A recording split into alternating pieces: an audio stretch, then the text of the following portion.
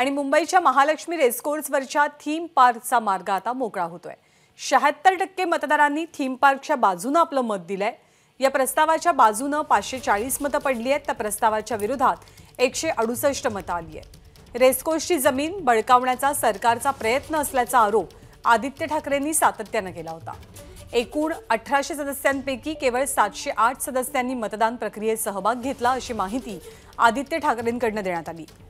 आयडब्ल्यूआरटीसीला मुंबईच्या खुल्या जागेवरती निर्णय घेण्याचा अधिकार कोणता असा प्रश्नही आदित्य यांनी उपस्थित केला होता। परंतु आता थीम पार्कच्या बाजूने 76% मतदारांनी मतदान केलेलं आहे।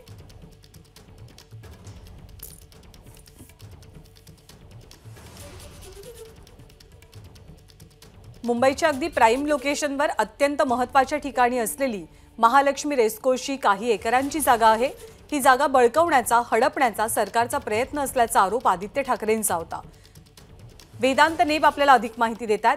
वेदांत, ही मतदान प्रक्रिया नेमकी कशी कधी पार पडली आणि पुढचा निर्णय कधी घेतला जाईल थीम पार्क बाबतीतला किंवा रेसकोर्सच्या बाबतीतला?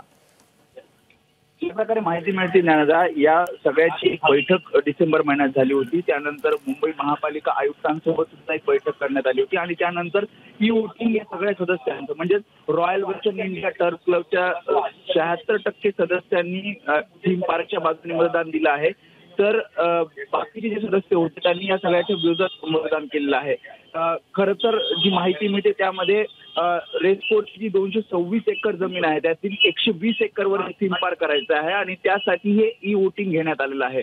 आणि आता या ई वोटिंग मध्ये ज्या प्रकारे वोटिंग करण्यात आलेलं आहे ते पाहता 76% जे सदस्य आहेत त्यांनी या थीम पार्कच्या बाजूने वोटिंग केलेलं आहे। त्यामुळे पुढचा जो प्रस्ताव आहे तो आता या कमिटीकडनं सादर केला जाईल आणि या संदर्भातील निर्णय हा घेतला जाईल आणि राज्य सरकार सुद्धा या संदर्भात वेळोवेळी चर्चा करते, त्यामुळे राज्य सरकारकडनं सुद्धा योग्य ती भूमिका या संदर्भात घेतली जाईल।